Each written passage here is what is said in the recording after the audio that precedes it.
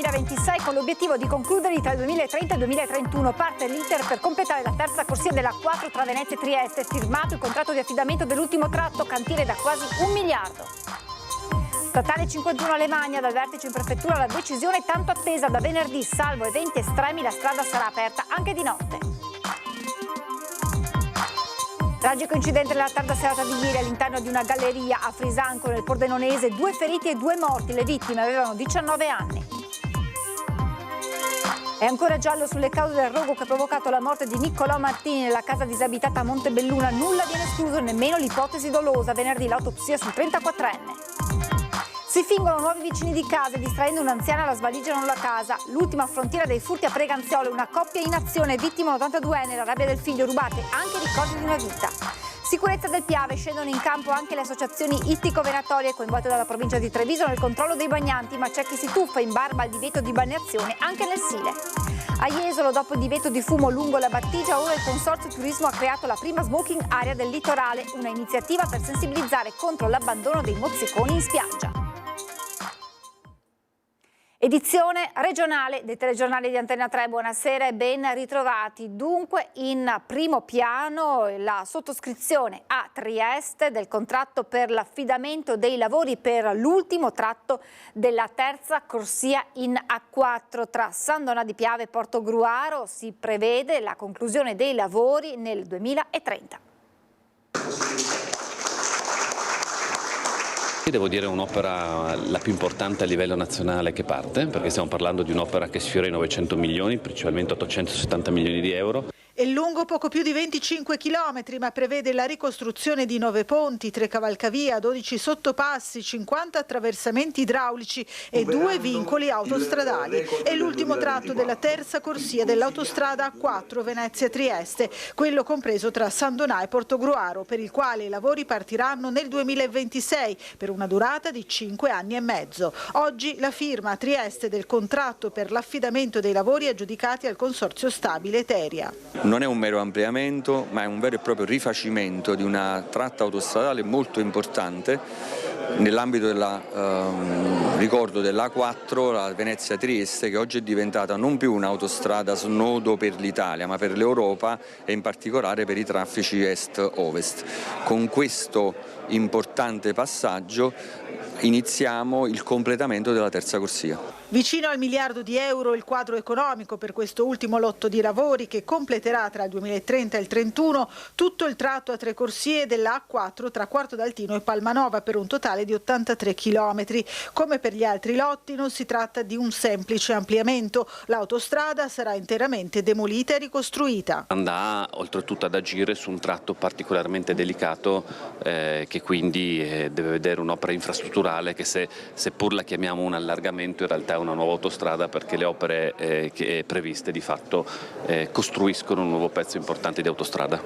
Nell'illustrare l'intervento il presidente di Autostrade Alto Adriatico Marco Monaco ha precisato che gli impatti sulla viabilità saranno minori rispetto agli ultimi cantieri, anche perché si sta già lavorando sui viadotti.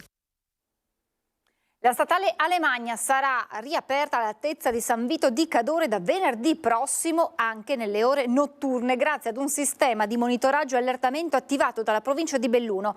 È quanto è stato deciso oggi da un tavolo tecnico operativo convocato dalla prefettura alla presenza di provincia, ANAS, Veneto Strade, Forze dell'Ordine, Protezione Civile regionale e di rappresentanti dei comuni di Cortina d'Ampezzo e San Vito di Cadore dopo le indicazioni della ditta incaricata dell'installazione dell'impianto di monitoraggio. Domani è previsto un sopralluogo congiunto tra provincia, ANAS e la ditta titolare del dispositivo per testare i diversi scenari di allerta e simulare le azioni previste dal protocollo. Tragico incidente nella tarda serata di ieri all'interno di una galleria a Frisanco. Siamo in provincia di Pordenone, 2 feriti e 2 morti. Le vittime avevano 19 anni. Si sono concluse le prime luci dell'alba e le operazioni di recupero delle salme e dei veicoli coinvolti nel tragico incidente all'interno della galleria Bus del Colvera, costata la vita a Danilo Bozz e Fabio Rosa, quest'ultimo oggi avrebbe compiuto 19 anni. il tratto stradale che collega Frisanco a Maniago. Nel sinistro sono rimasti feriti Andrea Zoccoletto, la guida dell'auto con a bordo le 2 vittime, ricoverato all'ospedale di Udine ma non in pericolo di vita, e una donna di 72 anni di Zoppola, conducente dell'altra auto coinvolta. Dinamiche sono al vaglio dei carabinieri del radiomobile di Spilimbergo sul posto assieme ai colleghi della stazione di Maniago. Tutte le ipotesi sono al vaglio. I 3 giovani, tutti tesserati per il Maniago Vajont, stavano rientrando dal campo sportivo di Pofabbro dopo l'allenamento di preparazione in vista della partenza della Coppa Italia di promozione e del campionato regionale di categoria, diretti verso Maniago, quando a metà della galleria si è verificato l'incidente con il violento scontro frontale. L'asfalto bagnato, fosse una distrazione o un malore, pochi secondi e la tragedia si consuma. Alla vista dei soccorritori qualcosa di indescrivibile, con la piccola utilitaria condotta da Zoccoletto ridotta a un groviglio di lamiere.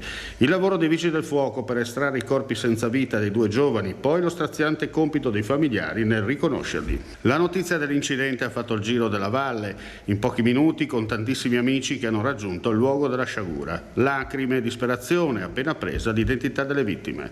Una volta ottenuto il nulla osta, le 2 salme sono state ricomposte all'interno della cappella mortuaria del cimitero di Maniago, mentre i 2 veicoli posti sotto sequestro giudiziario. Continuano le indagini per chiarire l'origine delle fiamme che hanno causato ieri a Montebelluna la morte di Nicolò Martini. Nulla viene escluso, nemmeno l'ipotesi dolosa. Venerdì l'autopsia sul corpo dell'uomo.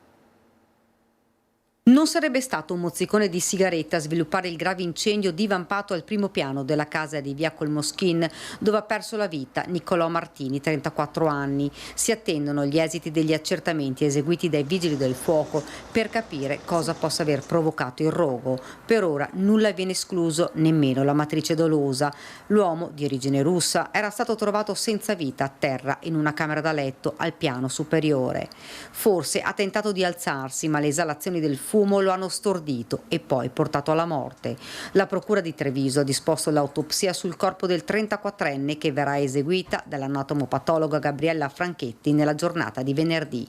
Tanti punti che dovranno essere chiariti. Nicolò era entrato abusivamente nella casa, senza fissa dimora, aveva bisogno di un tetto. Da qualche tempo trovava giacigli di fortuna nei casolari abbandonati, fino a quando è entrato in questa casa chiusa da anni dopo la morte dei proprietari. Adottato da bambino, aveva vissuto prima a Montebelluna, poi a Pederobba. Si era sposato ed aveva avuto una bimba, ma la sua vita è cambiata. Qualche lavoretto occasionale, nulla di più, senza fissa dimora, nessuna certezza. In via Colmoschin, in mattinata, l'incendio che non gli ha lasciato scampo ad allertare i soccorsi, i residenti che hanno visto le fiamme uscire dalla finestra. Sul posto, oltre ai vigili del fuoco, anche i carabinieri. La casa è stata chiusa e posta sotto sequestro, le pareti annerite dal fumo, i mobili distrutti dalle fiamme. A lato, in giardino, una bicicletta sembra appoggiata lì di recente, forse proprio da Nicolò. Quella zona lui la conosceva bene perché da piccolo ci aveva vissuto. In questo periodo i cittadini erano tornati a vederlo camminare. Quando qualcuno gli chiedeva cosa facesse lì, lui rispondeva che passeggiava o che stava andando a lavoro. Furtivamente invece entrava in quella casa e chiudeva quella porta che lo isolava dal mondo.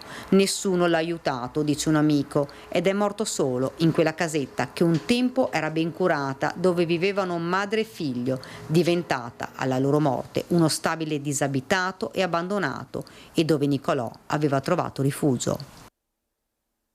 Ore di angoscia a Tarzo per la scomparsa del 17enne Vittorio Bez, di cui non si hanno più notizie dal 25 luglio scorso. La denuncia di scomparsa è stata presentata ai carabinieri di Jesolo. Il ragazzo è alto circa 1,80 m, di corporatura magra e carnagione chiara, ha capelli corti, castani e occhi castani. Chiunque avvisti l'interessato o possa riferire informazioni utili per le ricerche, che sono ancora in corso, è pregato di contattare il 112.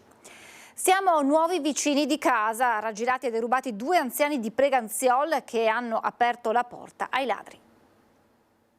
Hanno suonato il campanello di un'anziana di 82 anni a Preganziol. A casa c'erano anche il marito ed una figlia disabile. Abbiamo acquistato la casa di fronte alla vostra, siamo i nuovi vicini. Non ha pensato a nulla di strano la vittima, visto che l'abitazione in questione era disabitata da tempo. Ma in realtà ad entrare una coppia di ladri.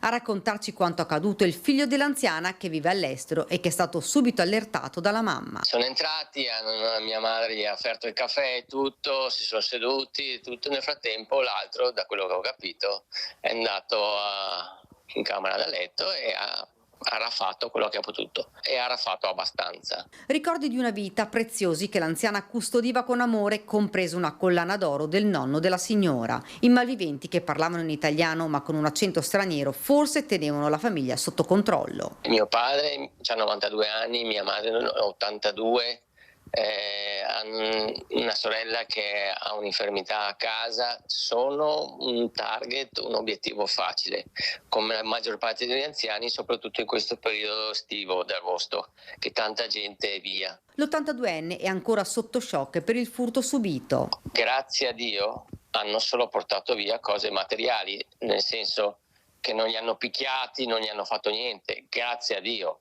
L'appello dell'uomo. L'appello che lancio io è che c'è gente cattiva in giro, di far entrare in casa solo le persone che si conoscono. Punto. Appello lanciato anche dalla vice sindaca di Preganziol. Non abbiate remora di fare riferimento a vicini conosciuti o alle forze dell'ordine, la polizia locale e i carabinieri.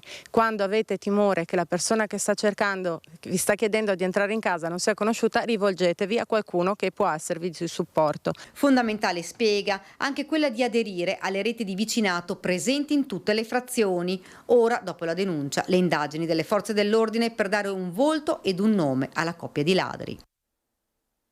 Sicurezza del fiume Piave, scendono in campo anche le associazioni ittico-venatorie coinvolte dalla provincia di Treviso nel controllo dei bagnanti dopo i 3 decessi che si sono registrati nel fiume tra la Marca e il Bellunese. Ma c'è anche chi si tuffa in barba al divieto anche nel Sile. Abbiamo trovato dei ragazzi che facevano i tuffi nella zona di Silea dal muraglione dei vecchi silos abbandonati. Non solo il Piave, anche nel Sile ci sono ragazzi che si tuffano senza considerare la pericolosità del fiume, ricco in questo caso di alghe che possono intralciare il ritorno in superficie. Lo spunto arriva dalla FIPSAS, la Federazione Italiana Pesca Sportiva, una delle associazioni ittico-venatorie a cui la provincia ha chiesto di collaborare alla campagna di sensibilizzazione sui rischi del Piave dopo l'annegamento il 18 giugno a Fagarè di un 21enne e quello di una bambina di 9 anni 10 giorni dopo a Pederobba. Ma anche dopo il tragico incidente occorso a metà luglio a Lentiai nel Bellunese a una quindicenne rimasta schiacciata da un masso. I fiumi non sono balneabili, la norma è chiara, ma Ferragosto è alle porte, come pure il caldo intenso, e ogni contributo può essere prezioso per evitare nuovi drammi. Di avere queste risorse che pattugliano, fra virgolette, il Piave e che passino un messaggio di sensibilizzazione ci sembra essere un veicolo da poter sfruttare. Dopo gli input lanciati dalla prefettura, cartellonistica, kit salvavita, un altro tassello per mettere in guardia la popolazione dai rischi del fiume. A questo scopo è stato realizzato anche un video in italiano e inglese diffuso innanzitutto via social.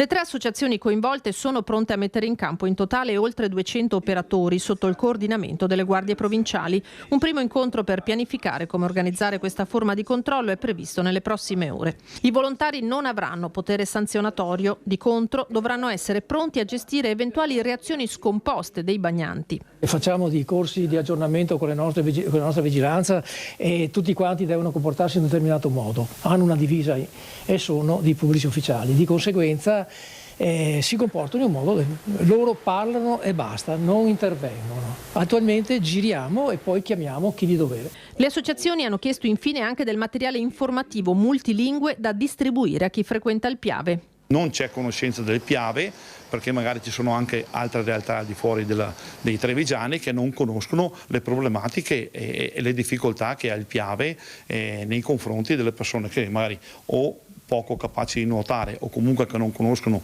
i vari sifoni, le varie problematiche, e questo porta purtroppo alla perdita della vita.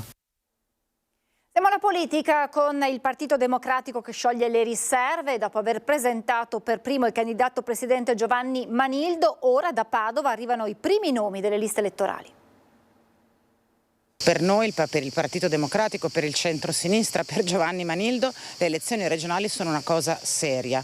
Vedendo il dibattito che fanno quelli del centrodestra, infatti, più che un appuntamento fondamentale per la democrazia della nostra regione, per i diritti e i doveri dei cittadini del Veneto, sembra un accordicchio, una spartizione di poltrone che devono arrangiarsi a fare a Roma. Noi invece l'abbiamo detto fin dall'inizio, per noi questo è un appuntamento fondamentale. È diretta Vanessa Camani, noi siamo pronti, dice, e il PD Veneto lancia la sua sfida per le regionali del prossimo autunno.